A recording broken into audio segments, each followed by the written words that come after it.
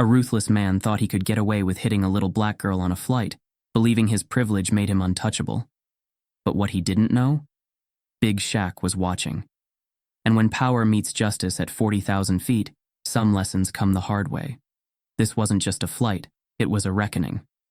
Before we deep dive into this interesting story, subscribe to our channel and tell us where are you watching from. Share in the comments below. The airport was alive with its usual symphony of rolling suitcases, muffled announcements, and the scattered hum of conversations. Big Shaq, towering yet unassuming, made his way through the first-class terminal. His presence turned heads, but not in the way most millionaires commanded attention. There was no entourage, no unnecessary flash, just a man whose sheer stature and aura spoke louder than wealth ever could. He was a self-made empire, a name that echoed across industries. Yet he carried himself with an ease that made even strangers feel familiar. He had seen both worlds, the opulence of the rich and the struggles of the everyday man. It was why he preferred people over power, respect over fear. And today, unknowingly, he was about to witness something that would shake him to his core. As he boarded the plane, a warm nod to the flight attendant was all the acknowledgement he needed. Seat 2A window, first-class luxury, but it was never about comfort for him. It was about space, the ability to breathe in a world that often felt suffocating. A few rows ahead, a man in a crisp suit shifted impatiently in his seat. He had the aura of entitlement, the kind that came with unchecked privilege and a life lived above consequence. His sharp features were taut with irritation as his fingers drummed against the armrest, a silent signal of his growing annoyance. The reason for his discomfort? A black mother and her little daughter, seated just across the aisle. The girl, no older than 7 or 8, had bright, curious eyes that danced with excitement. Everything fascinated her. The smooth leather seats, the tiny windows, the way her reflection shimmered in the polished tray table. She giggled softly, her innocence untouched by the weight of the world. Her mother, a woman of quiet grace, smiled as she tucked a curl behind the girl's ear, whispering something that made the child laugh again. It was a sound that should have warmed hearts. Instead, it made the man in the suit stiffen. At first, it was subtle, a sharp sigh, an exaggerated glance at his watch. Then a shake of his head, a muttered curse under his breath. The little girl barely noticed, lost in the wonder of the moment. But Shaq noticed everything. He saw the way the mother hesitated, her body language shifting into something cautious. She knew. She had seen this before. The unspoken tension that came with existing in a world that often saw her as lesser. Still, she did nothing. Not because she was weak, but because she had learned that battles like these were never fought with words. The flight attendants began their routine. The cabin door sealed, and the hum of the engines deepened as the aircraft taxied down the runway. Takeoff was smooth, the sky stretching endlessly beyond the windows. For a brief moment, it seemed like the situation would pass. But then, the little girl, in her natural excitement, kicked the edge of the man's seat. It wasn't hard. It wasn't deliberate. Just the innocent movement of a child too young to measure space. The man froze. Then, slowly, he turned. The air in first class changed. His face, twisted with disgust, leaned toward the mother. "Control your kid," he spat, his voice low, sharp like a dagger meant to wound without drawing blood. The mother straightened, her fingers tightening around the little girl's hand. "She's just a child," she said softly, an apology laced with defiance. The man scoffed, shaking his head. "Figures," he muttered. Shaq's jaw tightened. He had heard it, and he wasn't the only one.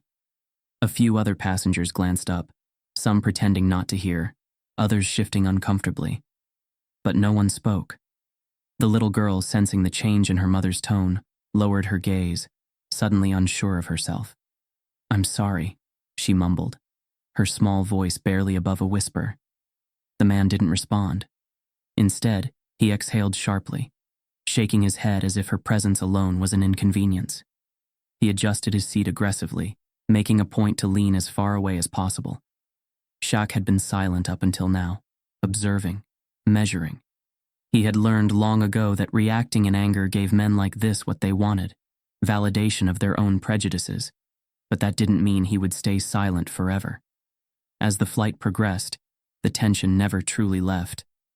The mother kept her daughter close, the girl's earlier excitement dimmed. The man, content in his petty victory, continued as if nothing had happened. But Shaq had already decided something. This wasn't over. He wasn't a man who fought battles with fists. He never had to. True power wasn't about throwing punches. It was about knowing when to strike without ever raising your voice. And as the plane soared through the clouds, Big Shaq waited, watching. Because some battles were fought in silence, and some men learned lessons the hard way. The plane had settled into its cruising altitude, the dull hum of the engines blending into the quiet murmur of passengers lost in their own world. Some scrolled through their tablets, others sipped on overpriced cocktails, and a few had already reclined their seats, drifting into mid-air slumber. But in first class, row 4, tension simmered just beneath the surface. The man in the crisp suit, his demeanor sharp-edged and irritable, hadn't stopped shifting since takeoff. His fingers tapped impatiently against the armrest. His jaw clenched every time the little girl so much as moved. He was the type of man who saw inconvenience where others saw innocence. The mother, ever watchful, had noticed. She always noticed. It was a skill life had forced upon her, the ability to read a room, to sense when a moment could turn dangerous. Her daughter, oblivious to the undercurrents of hostility, had curled up against her side, tracing shapes on the window with her tiny fingers. Then it happened. The little girl, lost in her world of childlike wonder, shifted in her seat. Her elbow barely grazed the back of the man's chair, a movement so small it should have meant nothing, but it meant everything. The man stiffened. A slow inhale. A controlled exhale. Then, without warning, he turned and swung. A fist, not a shove, not a warning. A full-grown man's fist connected with the small child's shoulder. A sharp thud, followed by a tiny, startled gasp. And then, silence. It was the kind of silence that sucked the air out of a room. A moment where reality takes a second to catch up, where the world seems to hold its breath, teetering on the edge of something irreversible. The little girl didn't scream. She didn't even cry right away. She just blinked, wide-eyed, as if trying to comprehend what had just happened. Her mother, frozen in shock, pulled her daughter close, hands shaking against her tiny frame. A strangled gasp came from somewhere across the cabin. A woman clutched her pearls. A businessman stopped mid-sip, his whiskey glass hovering inches from his lips. But no one moved. No one spoke. They just watched. Because the man in the suit wasn't just any man. He had the look of power, of someone untouchable. The way he sat back, adjusting his tie like nothing had happened, made it clear. He didn't fear consequence. But he should have. Because Big Shaq was watching. Slowly, deliberately, Shaq unbuckled his seatbelt. The sound seemed deafening in the suffocating quiet. He placed his hands on the armrests, and as he rose, the very air in the cabin seemed to shift. First class was built for comfort, for space. But even here, Shaq was a giant. His presence swallowed the room, casting a shadow over the entire section. The man in the suit felt it before he saw it. That creeping sensation of being watched. He turned, the smug expression barely leaving his face before his gaze met a wall of human mass and unwavering fury. Shaq didn't speak, didn't blink, didn't move. But his eyes held something that made the man stiffen. A quiet, suffocating promise of reckoning. The little girl whimpered, pressing her face into her mother's chest. That sound, fragile, broken, cut through Shaq like a blade. Still, he said nothing. The flight attendants should have stepped in. They should have called for security. They should have done something. But they didn't. Because the rules were different up here. First class came with unspoken power dynamics. The kind that made people hesitate when they should have acted. The kind that let men like the one in the suit exist without consequence. And so they waited. Everyone waited. Shaq took a single step forward. It was slow, measured, but it made the man shrink back, just slightly. The first hint of fear crept into his eyes. He cleared his throat, straightening his tie like he could regain control of the situation. "I don't see the problem here," he said, voice smooth, rehearsed. The kid needs to learn boundaries. Shaq tilted his head, his expression unreadable. Then, in a voice so calm it was almost terrifying, he said, "A grown man just hit a child." The words hung in the air, heavy, suffocating. The man scoffed, but his fingers twitched against the armrest. "It was just a tap. She's fine." Shaq exhaled slowly. His next words came softer, but somehow more dangerous. "You sure about that?" The man hesitated. Just for a second. Just long enough for doubt to creep in. Shaq hadn't raised his voice, hadn't touched him. But the weight of his presence alone was enough to make the man shift uncomfortably. Then, the mother moved. She didn't yell, didn't curse, didn't make a scene. She simply stood, her arms wrapped protectively around her daughter, and said, "We need to move." A flight attendant, finally finding her voice, rushed forward. "Ma'am, please sit down. We'll handle this." The mother's eyes flickered with something sharp. A decade of unspoken battles, of knowing exactly how this would go. "Will you?" she asked, voice quiet but pointed. The flight attendant faltered. And that was answer enough. Shaq turned to the mother, his voice gentle in contrast to the tension crackling in the air. "Take my seat." The mother hesitated. Pride clashed with necessity. Then she nodded. Shaq stepped aside, allowing her and the little girl to move to his row. He watched as the girl curled up against the window, trying to make herself smaller, invisible. That did something to him, because he had spent his whole life being seen. Too big to ignore. Too famous to fade into the background. And here was a child, barely old enough to understand the world, already learning how to disappear. Number not today. Shaq turned back to the man in the suit, who had resumed his smug posture. "This is ridiculous," he muttered, shaking his head. "You people are always overreacting." Shaq let the words settle. Let the man believe, even for a second, that he had won. Then, he smiled. Not the warm, familiar Shaq smile. Something else. Something calculated. He leaned down, just enough for only the man to hear. "You should be real careful about what comes next," Shaq murmured, his voice carrying the weight of a warning not to be ignored. The man swallowed. Shaq straightened, stretching his back like he had all the time in the world. Then he returned to his seat, exuding a calm that felt like a loaded gun resting on the table. The tension lingered long after the scene had passed, because everyone knew what they had just witnessed. And more importantly, they knew it wasn't over. People had seen what happened. They had witnessed a man, a grown, entitled man, strike a child. And yet, in the hollow silence that followed, no one dared to acknowledge the weight of it. The racist man, still reclined in his seat, let out a slow exhale and smirked.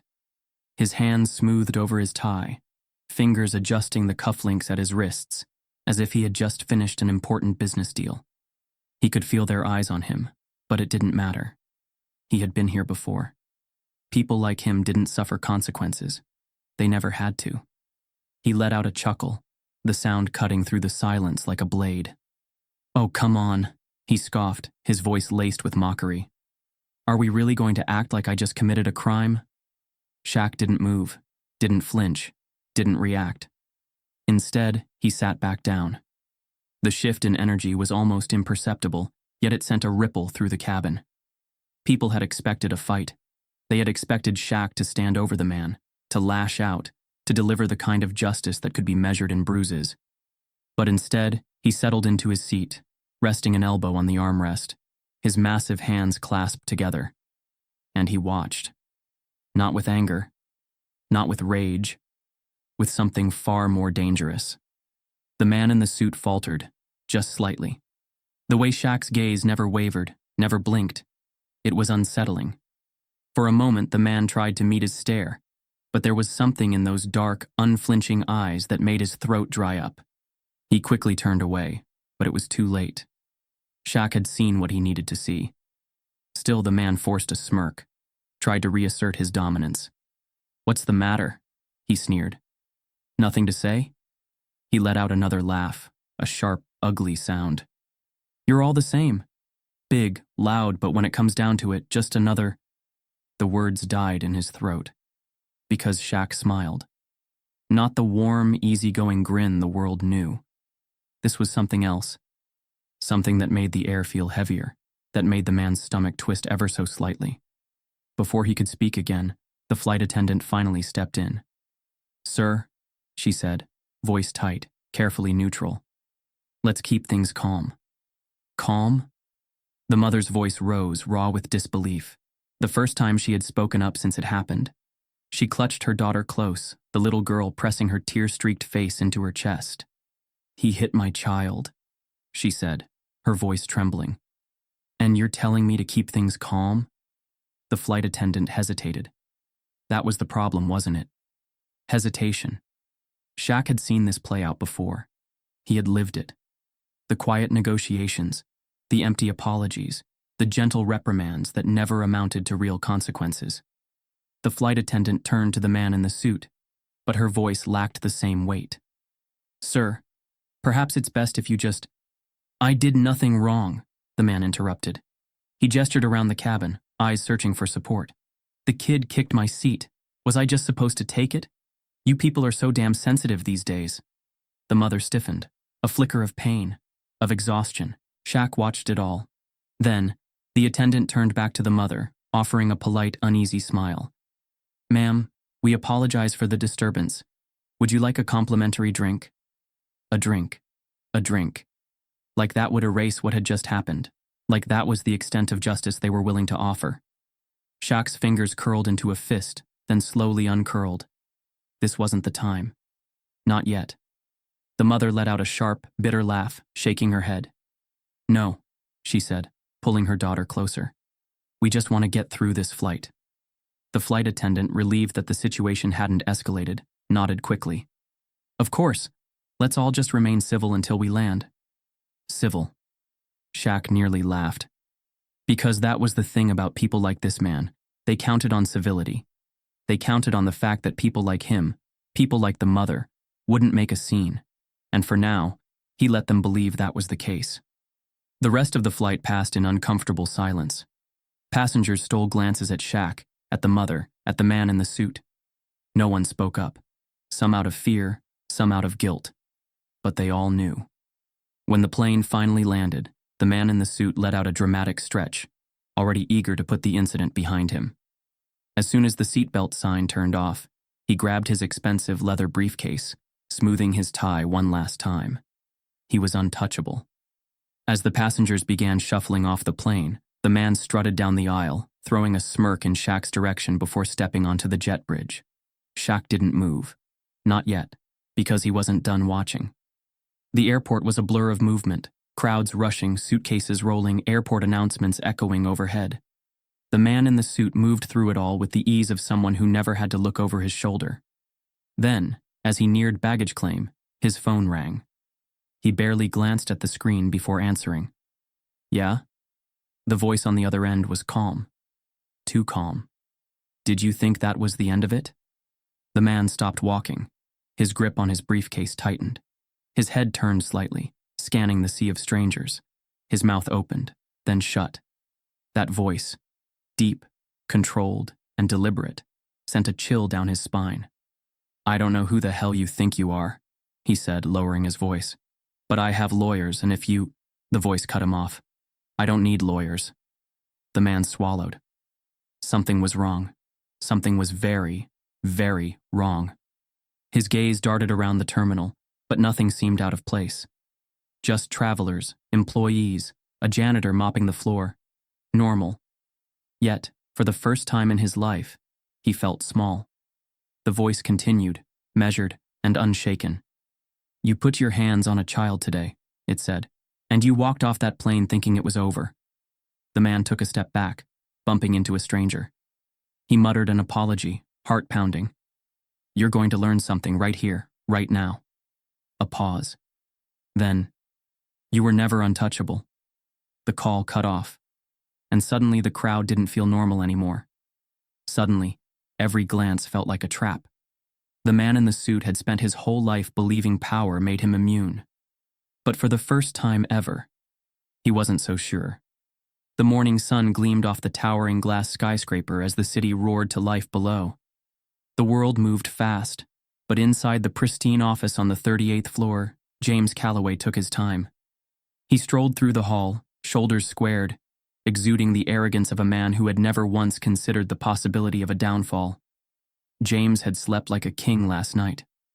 No guilt, no second thoughts, because to him, the incident on the plane had been nothing.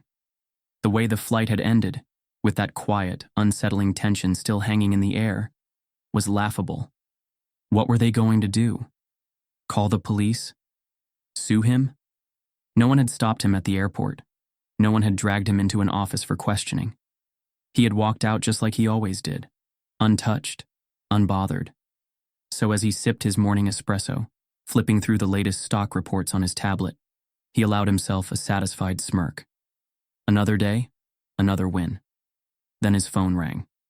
At first, he didn't recognize the number. He almost didn't answer. But something made him hesitate. He let it ring once more before swiping to accept. "Calloway," he said, voice crisp, professional. The silence on the other end stretched just long enough to make him shift in his chair. Then, "I hear you like putting your hands on children." The voice was low, steady, unshaken. James's fingers froze mid-air over his keyboard. That voice. He recognized it immediately. It was him, the giant from the plane. James let out a forced chuckle, leaning back in his chair, trying to brush off the sudden tension creeping up his spine. "And I hear you like staring people down without saying a damn thing," he quipped. "Guess we both have our hobbies." The voice on the other end didn't react. No threats, no yelling, just silence. Then finally a simple request. "Meet me." James scoffed, rolling his eyes. "Yeah? And why the hell would I do that?" Another pause. Then, "It's just a conversation." James snorted, shaking his head. "No thanks. I don't waste my time on sentimental giants with hero complexes. You want to talk? Get a lawyer and book an appointment." He hung up without waiting for a reply. And that was his first mistake. 15 minutes later, James's assistant burst into his office. Madeline never burst into his office. She was sharp, poised, always the perfect balance of professional and detached. But right now, she looked pale, uncertain. "Mr. Calloway." She hesitated, gripping the tablet in her hands like she wasn't sure whether to deliver the news or just pass out. "We have a problem." James sighed, pinching the bridge of his nose. "Make it quick, Maddie. I already wasted enough time this morning." She took a shaky breath, then turned the tablet toward him. James barely glanced at it before his eyes narrowed. It was his company's stock portfolio, and it was bleeding. Not a gradual dip, a full-blown collapse. What the hell? He snatched the tablet, scrolling through the numbers, trying to make sense of it. Just yesterday, everything had been perfectly stable, but now, billions were vanishing into thin air. Then came the second blow. His office phone rang. "Mr. Calloway," Madeline whispered. "It's the board." James stared at the flashing light on the phone, then back at the tablet. His pulse kicked up a notch. He answered, voice clipped. "Talk." A chorus of voices filled the line, overlapping in urgency. "James, what's going on?" "We just lost 3 of our biggest investors in the last hour. The press is already digging. There's something out there. This is a disaster." James pressed his fingers against his temple. "Investors pulling out? Why?" "This doesn't make sense," he snapped. "We had no bad press, no—" And then, it clicked. It was him, the damn giant from the plane. James could feel the blood draining from his face as he gripped the phone tighter. "I'll call you back." He hung up before they could protest, then turned to Madeline. "Get me a full financial report. Now." But she wasn't looking at him. She was looking at her own phone, her eyes darting across the screen, lips parted in something close to disbelief. Then, barely above a whisper, "Oh my God." James's patience snapped. "What?" She lifted her gaze to his, and for the first time in years, he saw fear in her expression. "You need to see this," she murmured, turning the screen toward him. It was an article, a headline, and it had his name all over it.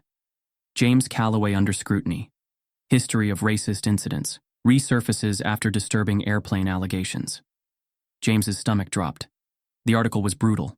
Detailed accounts from former employees, leaked HR complaints, past incidents swept under the rug, stories of workplace discrimination, unethical business dealings, things he had buried years ago. And now, everything was out in the open. James clenched his jaw, his mind racing. This wasn't some random expose. This was a takedown, and it was too precise to be a coincidence. His phone rang again. He already knew who it was. He exhaled sharply, then picked up. "You think you're smart?" Silence. Then, "Meet me." James's grip tightened. He should have ignored it, should have called his lawyers, started damage control. But something about the way his empire was crumbling in real time made him realize this wasn't just a PR nightmare. This was war. And if he didn't figure out who the hell he was dealing with, he was already finished. An hour later, James pulled up to the meeting spot, a private restaurant, closed for the afternoon. The hostess didn't ask questions, didn't even glance at him as she led him to the back, where a single table waited. And sitting there, calm, patient, unbothered, was Big Shaq. The second James sat down, the air in the room felt different. He had faced CEOs, politicians, billionaires. But somehow, this was worse. Because Shaq wasn't playing the same game. James leaned forward, eyes narrowed. "How the hell did you do it?" Shaq tilted his head slightly, his face unreadable. "Do what?" James let out a bitter laugh. "Don't play dumb. My stocks, my investors, the press. You think you're some kind of vigilante?" Shaq simply shrugged. "You were already guilty. I just made sure people paid attention."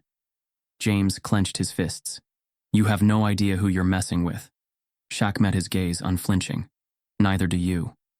The words hung heavy between them. James couldn't read him, and that scared him. Shaq leaned back, his voice quiet, controlled. "You hit a little girl, James." He let the words settle. "And you thought the world would move on, like it always has for you." James swallowed. Shaq folded his hands on the table. "But I don't move on." James's pulse hammered. Shaq stood, his towering figure making the room shrink. He slid a folded paper across the table. James hesitated before picking it up. He unfolded it, and his heart stopped, because it was a contract, his own resignation. Shaq's voice came one last time, steady, unforgiving. "Sign it." And for the first time in his life, James Calloway had no way out. James Calloway stormed through the pristine, glass-walled corridors of Shaq Global Enterprises, his polished shoes clicking against the marble floors. The receptionist barely had time to register his presence before he shoved past her desk, his movements sharp and erratic. "Sir, you can't just—" He ignored her. He wanted answers. For the first time in his life, James Calloway was losing. His company, his empire, was bleeding out, and he had no control over it. Investors had turned their backs overnight. His assets were frozen. The media was circling like vultures, and he knew exactly who was behind it. Shaquille O'Neal. He had thought the man was nothing more than an oversized philanthropist with a good PR team, a basketball player turned businessman with a soft spot for charity cases. But he had underestimated him. And now, James was standing outside his office, fists clenched, jaw tight, seconds away from demanding answers. The double doors loomed before him. Frosted glass, heavy oak. He didn't knock. He shoved them open. Shaq was seated behind a sleek modern desk, dressed in a tailored navy blue suit, completely unbothered. He didn't flinch, didn't look surprised. If anything, the hint of a knowing smile flickered across his face, like he had been expecting this exact moment.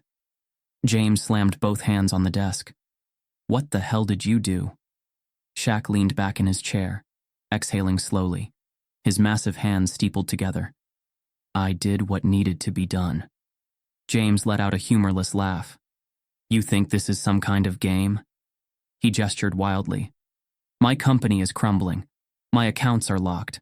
I've got board members threatening to throw me out of my own damn office." Shaq's expression didn't change. not even a flicker of sympathy.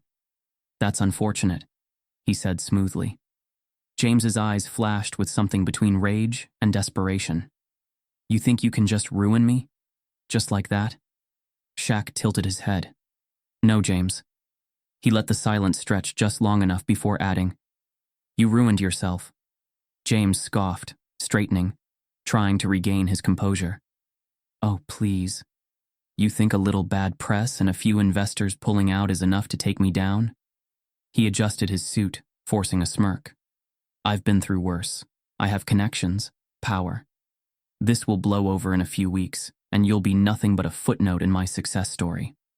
Shaq simply nodded, his fingers tapping against the desk. "So you're saying you're not worried?" James folded his arms. "Not even a little." Shaq nodded again. Then he leaned in. And for the first time, James felt it. The shift. The air in the room grew heavier, thick with something he couldn't define. Shaq's voice, steady and unshaken, cut through it like a blade. "You put your hands on a child." His words were deliberate, slow. "That was your first mistake." James stiffened. Shaq didn't blink, didn't break eye contact. "Thinking you could walk away?" A pause. "That was your second." James's throat went dry. Shaq leaned back again, exuding a calm so unnerving it made James's pulse quicken. "I've seen men like you before," Shaq continued, his tone almost conversational. "The ones who think power makes them untouchable. The ones who believe the world will keep looking the other way, because it always has." James forced himself to scoff. "And let me guess, you think you're different?" Shaq's lips curled into something that wasn't quite a smile. "No, James." His voice dropped lower. "I know I am." James clenched his fists, his heartbeat hammering against his ribs. Shaq reached for a tablet on his desk, swiping it open. A moment later, he turned it toward James. It was a live news broadcast. His name was all over it. "Breaking news. CEO James Calloway, under investigation. Years of discrimination complaints resurface." The anchor was talking about him, about his history of covering up workplace abuse, silencing whistleblowers, manipulating contracts. The pieces were all there, things James had buried, things that should have stayed buried. His stomach twisted. This is fake," James stammered. "It's slander." Shaq tilted his head. "Is it?" James's jaw tightened. He felt a bead of sweat forming at his temple. Shaq swiped again. More reports, not just media leaks, government documents, legal inquiries, IRS audits. The kind of things that don't just blow over. James's hands were suddenly ice cold. This wasn't just bad press. This was a dismantling. He had spent his entire career playing the system, bending the rules, paying off the right people to make problems disappear. But this wasn't going to disappear. He forced a breath. "I have lawyers." Shaq nodded, still calm. "They'll be busy." James swallowed hard. "Fix this." His voice cracked, but he straightened, trying to regain his authority. "Whatever you want. Money, a public apology, name your price." Shaq exhaled through his nose. "You still don't get it, do you?" He let the silence stretch before delivering the final blow. "You're already finished." Shaq leaned in again, just slightly, his voice deadly quiet. "You just haven't realized it yet." James opened his mouth, but nothing came out. For the first time, he felt it. True power. Not money. Not connections. Something bigger. Something unshakable. And the terrifying part? It had been standing right in front of him the whole time. James Calloway had always believed in control. He had built his empire on it, controlling his business, his image, the people around him. Every decision he made was calculated, every obstacle handled with ruthless efficiency. He had power, money, influence, tools that had always protected him. But today, as he sat alone in his penthouse office, staring at the chaos unraveling before him, he realized something horrifying. He wasn't in control anymore. His hands gripped the armrests of his leather chair as he watched the numbers on the screen nosedive into oblivion. Stock prices, collapsing. Investor confidence, shattered. Every financial news outlet was dissecting his downfall in real time. And the worst part? He still didn't know how it had happened so fast. It had only been 2 days since that flight. 2 days since the giant in first class had looked at him without saying a word, just watching, just waiting. And now, everything was gone. The first hit had come that morning.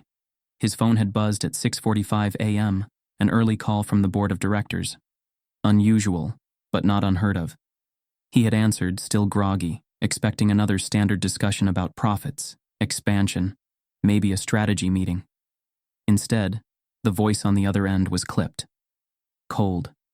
"James, we need to talk." A sinking feeling settled in his gut. He didn't like that tone.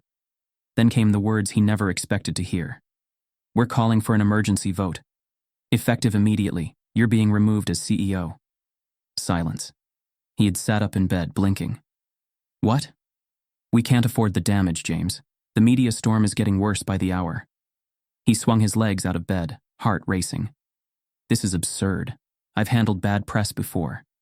Give it a week, maybe 2, and it'll blow over." "This isn't just bad press," the board member snapped. "It's a full-scale collapse.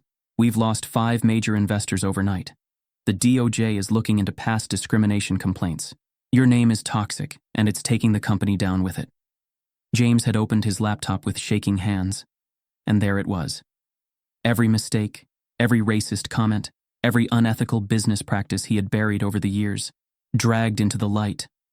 Anonymous sources had come forward, former employees, former partners. The skeletons in his closet were finally out. His pulse pounded in his ears. "This is a coordinated attack," he hissed. "Someone's pulling the strings. This isn't just a coincidence." The board member sighed. "Whoever it is, they're winning." And then came the final blow. "Sign the resignation papers by noon, or we take legal action." Click. The line went dead. James couldn't breathe. By midday, the second wave hit. His personal accounts were frozen. At first, he thought it was a banking error.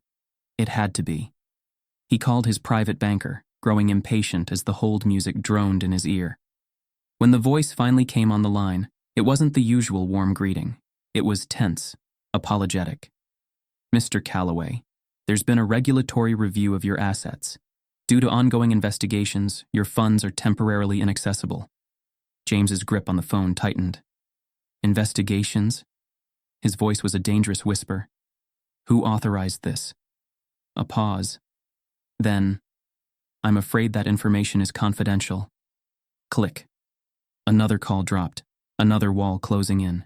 He threw his phone across the room, watching it shatter against the glass wall. This wasn't just a public scandal. This was a takedown. That evening, his personal assistant, Madeline, knocked hesitantly on his office door. James had barely eaten, barely moved. He was trying to strategize, to fix it. But nothing was working. Madeline stepped inside, clutching a folder to her chest. She looked off. Her usual composed expression had been replaced with something softer, hesitant.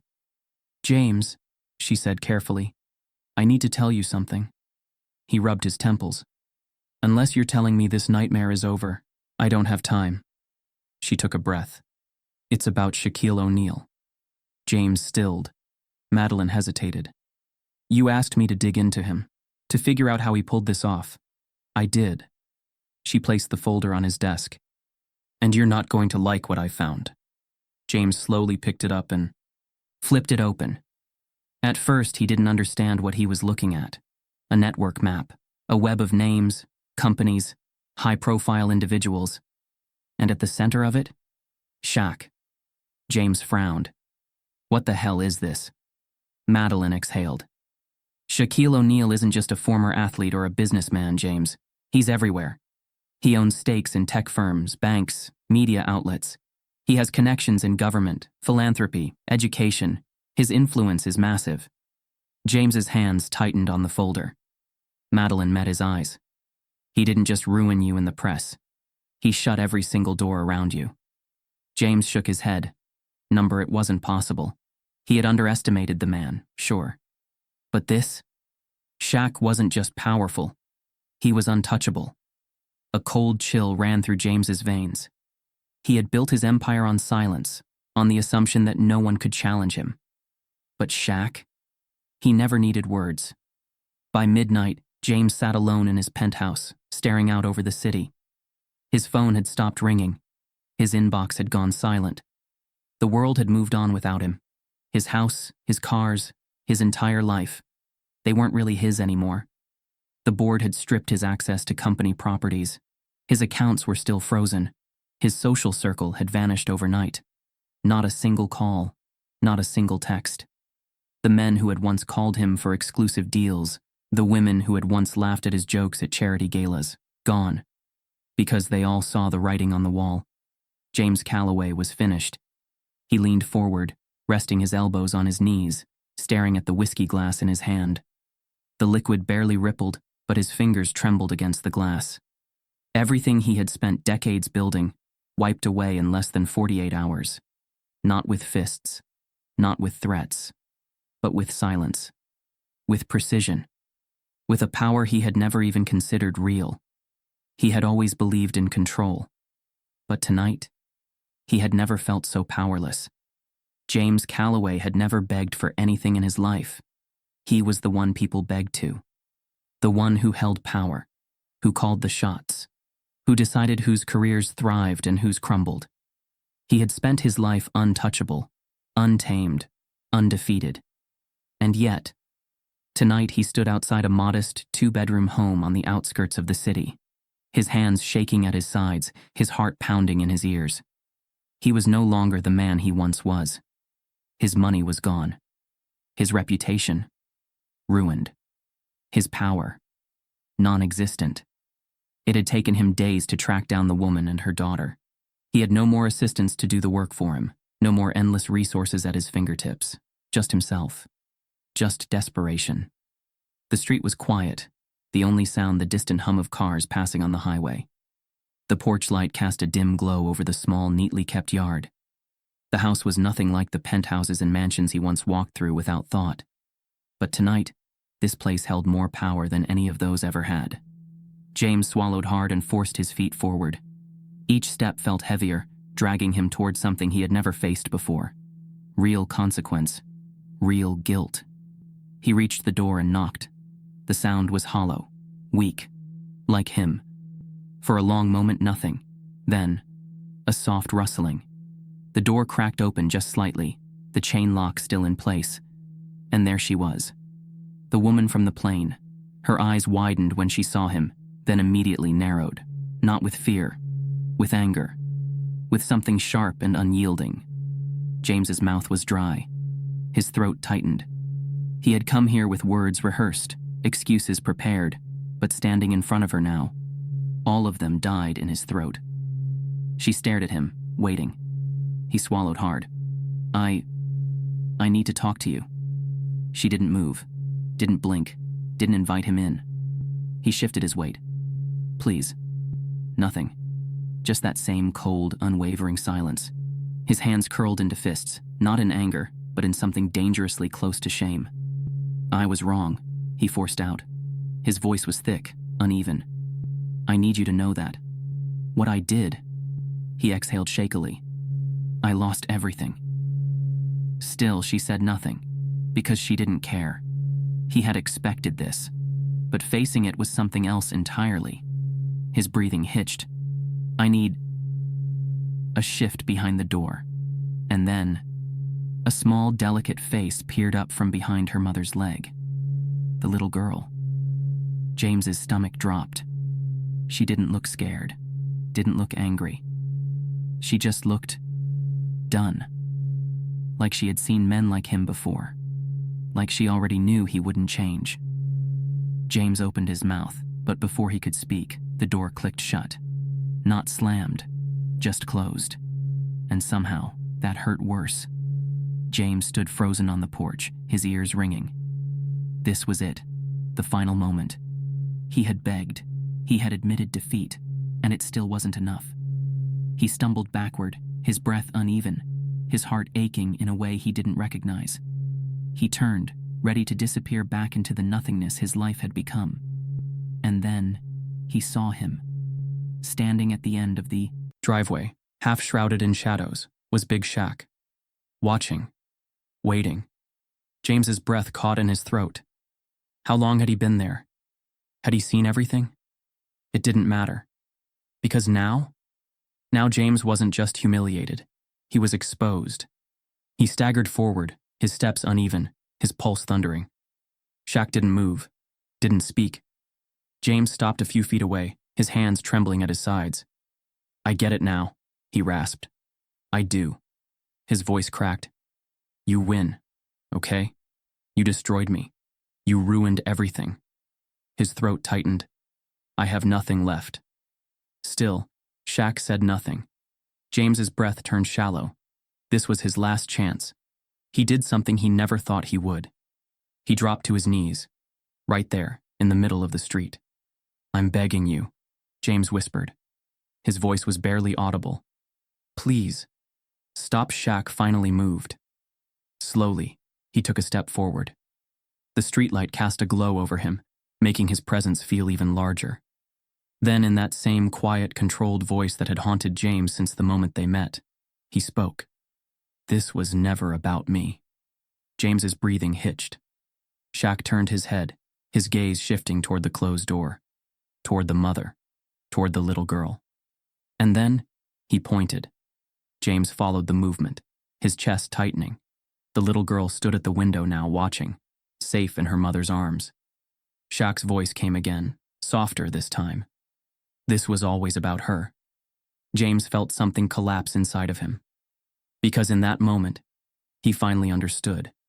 It had never been about stocks or money or corporate takedowns. It had never been about revenge. It had been about undoing the power he had stolen. It had been about forcing him to face what he had done. For the first time, James Calloway saw himself clearly. And he didn't like what he saw. James Calloway had lost everything. His wealth, his power, his reputation, all gone. But what haunted him the most wasn't the fall. It was the silence that followed. The world had moved on without him. Once, he had been a man people feared, a man whose name carried weight in boardrooms and high-rise offices. Now, he was just another forgotten disgrace. For weeks, he drifted between cheap motels, dodging reporters, ignoring calls from the few lawyers who still answered him. He had no direction, no purpose. Then, one evening, an envelope slid under his motel door. No return address, no message. Just an address and a time. The next morning, James found himself standing outside a rundown community center in Southside Atlanta. Faded paint peeled off the walls. The chain-link fence sagged in places. The old gymnasium doors creaked as people filtered inside. James checked the paper again. This had to be a mistake. But then, a voice behind him, deep, steady, unshaken. You're in the right place. James turned, and there he was. Shaq, towering, watching, waiting. James swallowed hard. His instinct was to turn around, to leave, but something in Shaq's stare told him he wouldn't get far. This is it? James scoffed, trying to mask his unease. You dragged me here to what? Humiliate me? Shaq didn't blink. You said you wanted to fix things. James frowned. And scrubbing floors in a glorified daycare is supposed to do that? Shaq's lips barely twitched. You're not here to clean. James let out a dry laugh. Then what? You want me to donate? Write a check? Shaq's expression hardened. You don't have money anymore, James. The words stung more than they should have. Shaq took a step closer. You think redemption is a transaction? That you can buy your way out of this? James clenched his jaw. Of course he had thought that. It was how the world had always worked for him. Shaq folded his arms. You want to prove you've changed? He nodded toward the gym. Go inside. James hesitated. Then with a sharp exhale, he pushed open the doors. The smell of sweat, dust, and old wood filled the air. Inside, dozens of kids, mostly black, mostly from broken homes, ran drills on the worn-out basketball court. Some were barefoot. Some wore shoes held together with duct tape. James scanned the room, suddenly very aware of how out of place he looked.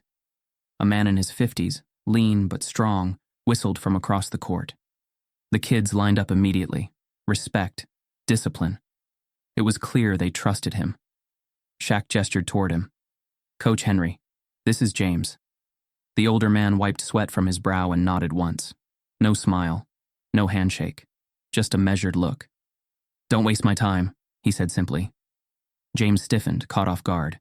But before he could finish, Shaq was already walking away. James turned. Wait, where are you going? Shaq didn't stop. You wanted a chance, now earn it. The first week was hell. James wasn't used to being ignored, but the kids didn't care who he was. To them, he was just another stranger, another person who wouldn't stick around. They didn't listen when he spoke. They didn't acknowledge him when he walked in. And worst of all, they didn't trust him. At first, James didn't care. He told himself this was just a game, another deal he had to play along with to get his life back. But something about being invisible in a place like this, it did something to him. By the second week, he stopped trying to impress anyone. He listened instead. Listened to the kids as they joked about their dreams, their struggles. Listened to Coach Henry talk about how this community center was all they had. He saw a 13-year-old boy take a bus across town every morning just to practice. He saw a girl who could outrun everyone on the court, but had to leave early every day to take care of her little brother. And for the first time in his life, James saw them as people, not statistics, not those kids, just people. And it unsettled him. Because he had spent his entire life looking at black communities as numbers on a spreadsheet, as problems to be dealt with, as something beneath him. Now, he saw their hunger, not for food, but for opportunity, for a chance. And it reminded him of someone else, himself. One evening after a long practice, James sat on the worn-out bleachers watching the kids pack up. Coach Henry sat beside him, arms crossed. You get it now? The older man asked. James didn't respond immediately. Then finally he nodded. Henry studied him for a moment, then exhaled. You can't undo what you did, he said. But you can decide who you are now. James swallowed. For the first time, he wanted to. Not because of Shaq, not because of guilt, but because he finally understood what he had taken from them. And he wasn't sure if he could live with that. James Calloway never thought he would spend his mornings unlocking the rusted gates of an underfunded community center. Never thought he'd be sweeping gym floors, coaching kids, or fundraising for programs that barely made headlines. Never thought he'd be here. But somehow, he was. The man who once built skyscrapers with his name on them now spent his days teaching kids how to pass a basketball, how to move their feet, how to believe in themselves in a world that rarely did. At first, no one trusted him. Why would they? A year ago, he had been the villain, a man who saw black communities as statistics, whose wealth had insulated him from consequences, who had put his hands on a little girl and walked off a plane like he was untouchable. Now he was sweating on the same cracked courts as the kids he once ignored. Now he was raising money for their futures instead of stealing opportunities from them. It had been a slow shift, a painful one. But real change always was.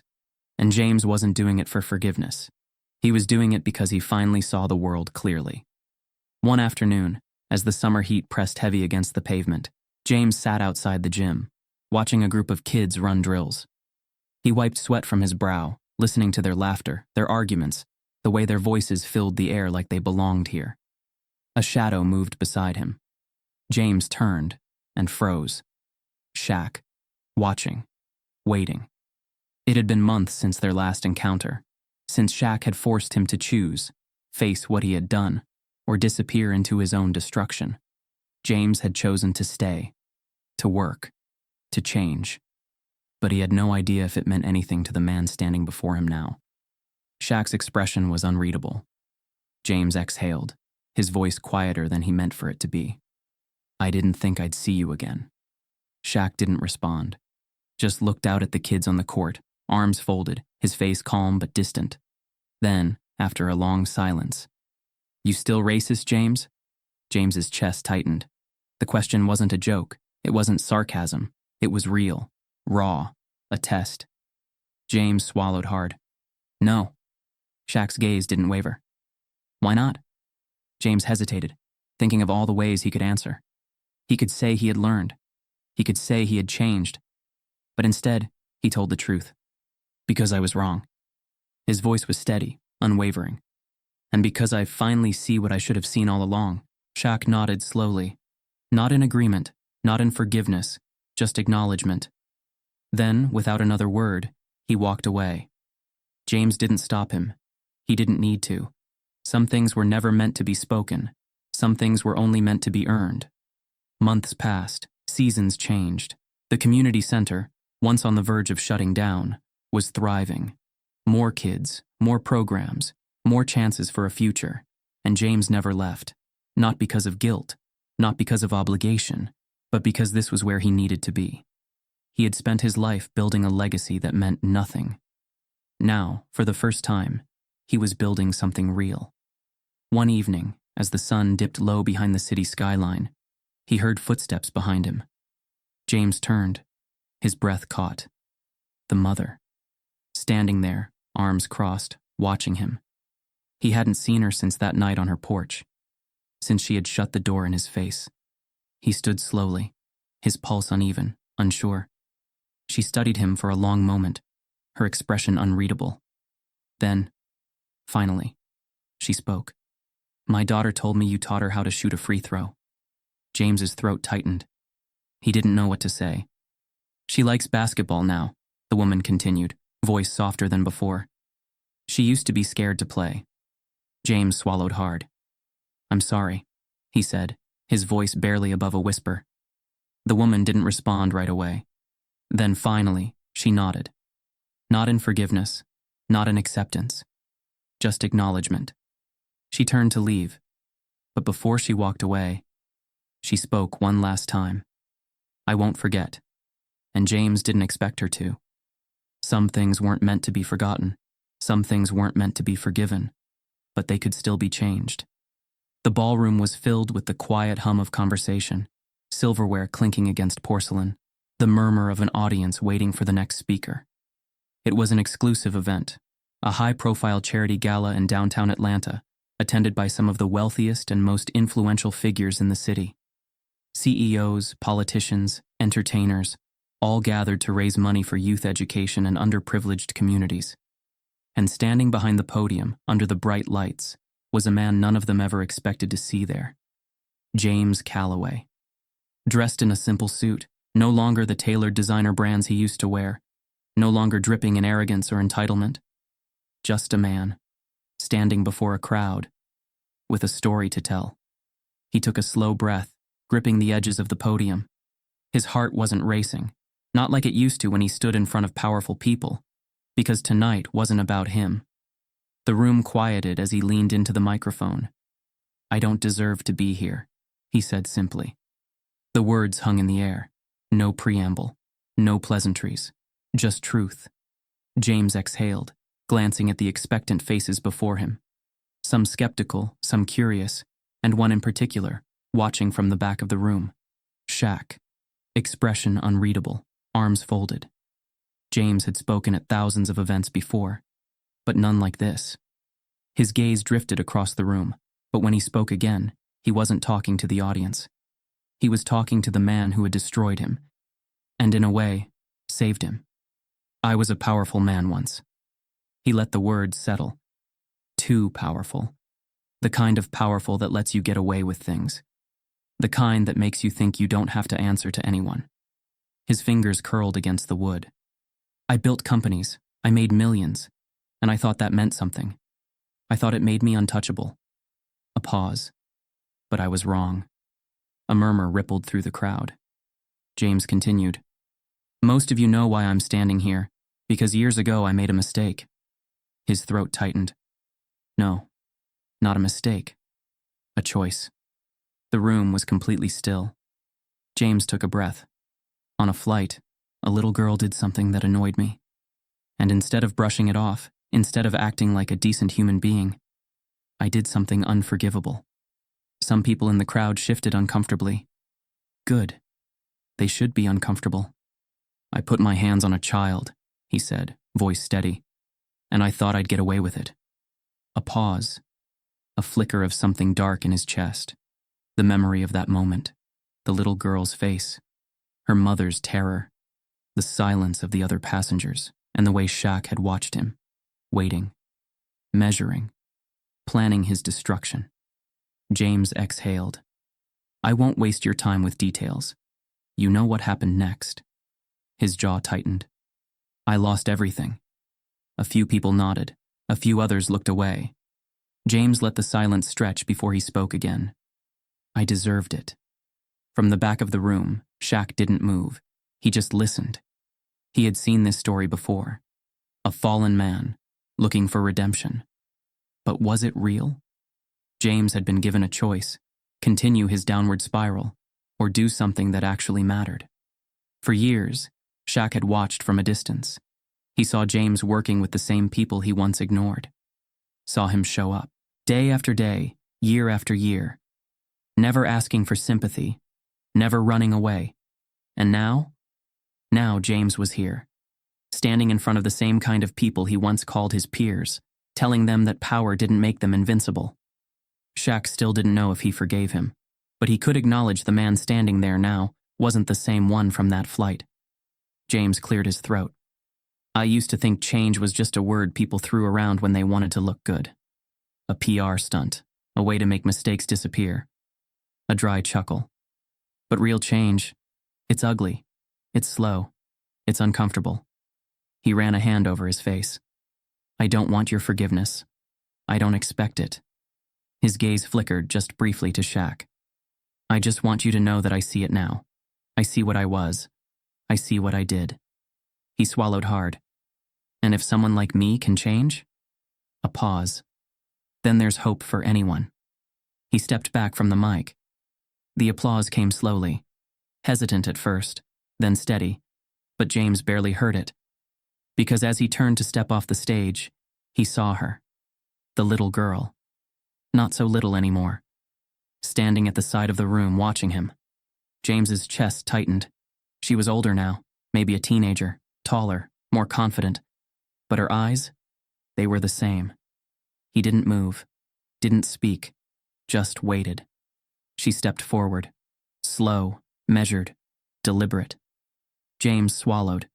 She stopped in front of him, met his gaze, and then she held out her hand. James almost didn't take it, because this wasn't forgiveness. This was something else, acknowledgement. He had ruined a moment of her life, but he hadn't ruined her. And that mattered more than anything. The event was over. The guests had thinned out, leaving only small clusters of people lingering near the bar, murmuring about the speech, the moment. The man who had once been untouchable and was now just another name trying to crawl out of the hole he had dug for himself. But Shaq wasn't lingering. He stood near the exit, hands in his pockets, watching the city lights flicker through the towering glass windows. The night outside was alive, but inside the ballroom, there was a strange hush, a stillness that came after something significant. Shaq had seen it before. The shift. The moment when people started questioning themselves, wondering if they had ever been like James Calloway, wondering if, given the same power, they would have fallen just as easily. Shaq didn't care about their thoughts. He had never done any of this for them. A voice cut through the air. Mr. O'Neill, can I get a word? Shaq turned slightly. A journalist, young, eager, microphone in hand, notepad tucked under her arm. She wasn't asking for a generic interview. She had a real question. And Shaq could respect that. He nodded once. The journalist adjusted her mic. A lot of people expected you to destroy James Calloway completely, she said, to make sure he never recovered. Why didn't you? Shaq exhaled through his nose, looking past her, out the window at the skyline. Then he turned his head. And he saw her. The girl. Not so little anymore. She stood near the entrance, arms folded, watching him. She had listened to the speech. She had shaken Calloway's hand. But Shaq knew what that handshake had meant. It hadn't been forgiveness. It had been a lesson. He looked back at the journalist, his voice steady, quiet, but unshaken. Because monsters don't just disappear, he said. A pause. You have to show them the mirror. The journalist hesitated, as if processing the weight of those words. Then slowly, she nodded. Shaq didn't wait for another question. He turned toward the door, stepping outside into the cool night air. Because his part in this was done. Some stories entertain. This one reveals. Power isn't about money. It's about what you do when no one's watching. Injustice thrives in silence, but so does change. So ask yourself, when the moment comes, will you be a witness?